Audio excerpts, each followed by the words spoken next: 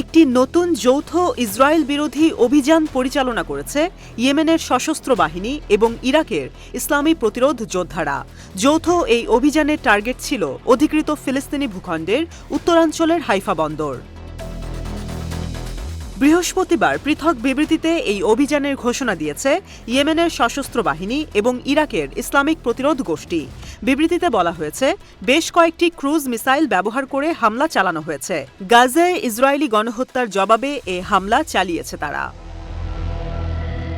Haifa বন্দরের একটি গুরুত্বপূর্ণ স্পটকে টার্গেট করে চালানো অপারেশনটি সফলভাবে তার লক্ষ্য অর্জন করেছে।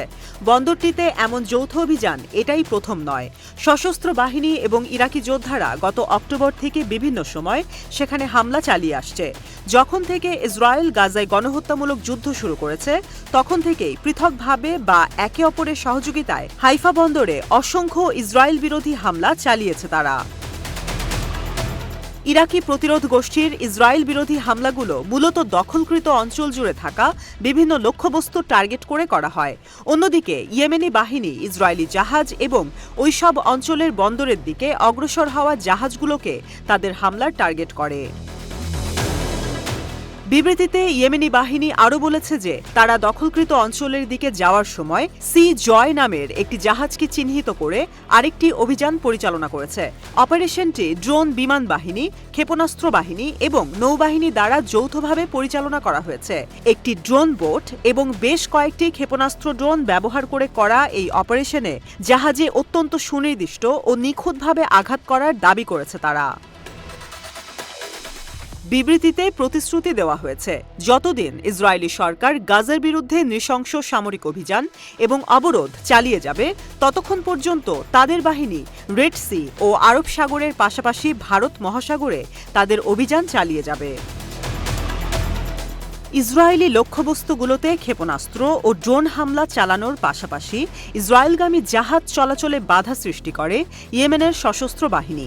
এছাড়াও ইসরায়েল সম্পর্কিত এবং ইসরায়েলের পরম বন্ধু ইঙ্গো মার্কিন শক্তির জাহাজগুলোতে হামলা চালিয়ে অন্যতম গুরুত্বপূর্ণ শক্তিতে পরিণত হয়েছে ইয়েমেনি প্রতিরোধ গোষ্ঠী।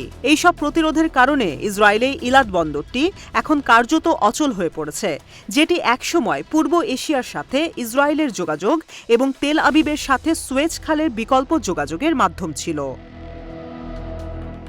অন্যদিকে আল আকসা ফ্লাড নামে ফিলিস্তিনের ইসরায়েল বিরোধী অভিযান শুরুর প্রায় পরপরই ফিলিস্তিনিদের প্রতি সহায়তা দিতে সামরিক অভিযান শুরু করেছে ইরাকি প্রতিরোধ যোদ্ধারাও।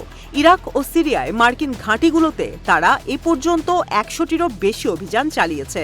এছাড়াও ইরাকের ইসলামী প্রতিরোধ শক্তি লোহিত সাগরের অঞ্চলগুলো সহ ভূমধ্যসাগরীয় অঞ্চলেও তাদের অপারেশন চালিয়ে যাচ্ছে।